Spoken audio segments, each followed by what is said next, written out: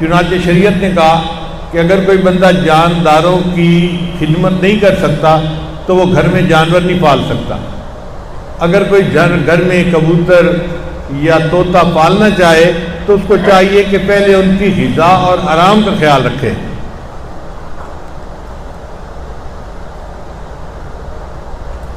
پھر نبی علیہ السلام نے ارشاد فرمایا کہ تم جانوروں کے ساتھ احسان کا معاملہ کرو۔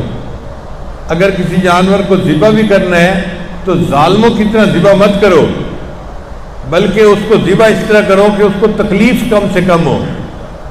چنانچہ کوئی بندہ جانور کو بٹھا کر اس کے سامنے اپنی چھری کو تیز کرنا شروع کر دے تو شریعت نے منع کر دیا، ایسا کرنا جائز نہیں ہے۔ ایک جانور کے سامنے دوسرے جانور کو ذبح کرنا شریعت نے اس کی بھی اجازت نہیں دی۔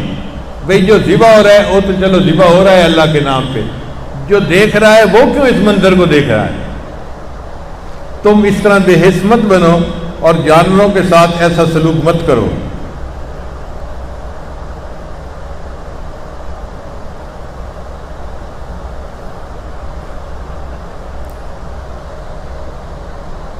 اس وقت کے ماحول معاشرے میں بچے تیر اندازی سیکھتے تھے،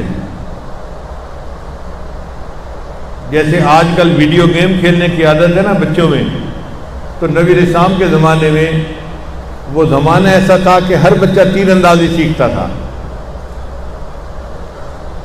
آج کل گلیوں میں بنٹے کھیلتے ہیں بچے، تو اس وقت تیر پھینکتے تھے، تو نبی علیہ السلام نے منع کر دیا کہ اگر تم نے تیر پھینکنے کی پریکٹس کرنی ہے تو کسی جاندار پہ مت کرو، یعنی ایسا مت کرو کہ سامنے گائے کھڑی ہے یا بھینس کھڑی ہے یا گدھا گھوڑا کھڑا ہے تو اس گھوڑے کو تیر مار کے دیکھو میرا نشانہ کیسا ہے۔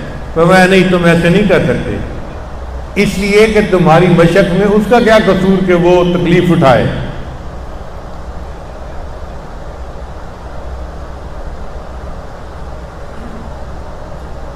ابن عمر جانا فرماتے ہیں ان نبی صلی اللہ علیہ وسلم لعن من اتخذ شیئا فیہ الروح غرضا، کہ نبی علیہ السلام نے لعنت فرمائی اس بندے پر جو جانور پر اپنے نشانے کی پریکٹس کرے۔ تو نبی علیہ السلام نے صحابہ کرام کو یہ سبق دیا کہ جانداروں کے ساتھ بھی حسن سلوک کرنا چاہیے۔ چنانچہ ایک صحابی نبی علیہ السلام کی خدمت میں حاضری کے لیے آ رہے تھے، انہوں نے ایک درخت پہ چڑیا کا گھونسلہ دیکھا۔ چڑیا تو دانہ چننے گئی ہوئی تھی اور اس کے بچے جو تھے بہت رنگ برنگے خوبصورت تھے، وہ گھونسلے کے اندر تھے۔ اسی صحابی نے جب خوبصورت بچوں کو دیکھا تو انہوں نے بچوں کو ہاتھوں میں پکڑ لیا، اٹھا لیا اور نبی علیہ السلام کی خدمت میں چل پڑے۔ تھوڑی دیر کے بعد ان کی ماں بھی آ گئی، چڑیا بھی آ گئی۔ اس نے دیکھا کہ گھونسلہ خالی ہے تو وہ ادھر ادھر اڑی کہ میرے بچوں کو کون لے گیا۔ تو چڑیا نے دیکھا کہ اس صحابی کے ہاتھ میں اس کے چھوٹے چھوٹے بچے تھے، تو وہ چڑیا اس کے سر کے اوپر گھومتی رہی اور آوازیں نکالتی رہی۔ اب یہ بندہ اس چڑیا کی آواز کو سمجھ نہیں سکا کہ یہ کیا کہنا چاہتی ہے۔ تھوڑی دیر کے بعد چڑیا اس کے کندھے پہ آ کے بیٹھ گئی، اس نے چڑیا کو بھی پکڑ لیا۔ اب یہ بڑا خوش کہ بچے بھی ہیں اور چڑیا بھی ہے اور میرے ہاتھ میں سب رنگ برنگے پرندے آ گئے۔ نبی علیہ السلام کی خدمت میں حاضر ہوئے اور انہوں نے پورا واقعہ سنایا۔ تو نبی علیہ السلام نے ارشاد فرمایا کہ دیکھو، جب آپ نے چڑیوں کو بچوں کو اٹھا لیا اور ماں نے واپس آ کے دیکھا کہ چڑیا کہ میرے بچے گھونسلے میں نہیں ہیں، تو وہ بچوں کو تلاش کرنے کے لیے نکلی۔ تمہارے ہاتھ میں بچے دیکھے تو وہ تمہارے سر پہ چکر لگا رہی تھی اور تم سے فریاد کر رہی تھی، میں ماں ہوں، مجھے میرے بچوں سے جدا مت کرو، مجھے میرے بچوں سے جدا مت کرو، لیکن تم اس کی بات کو سمجھے نہیں۔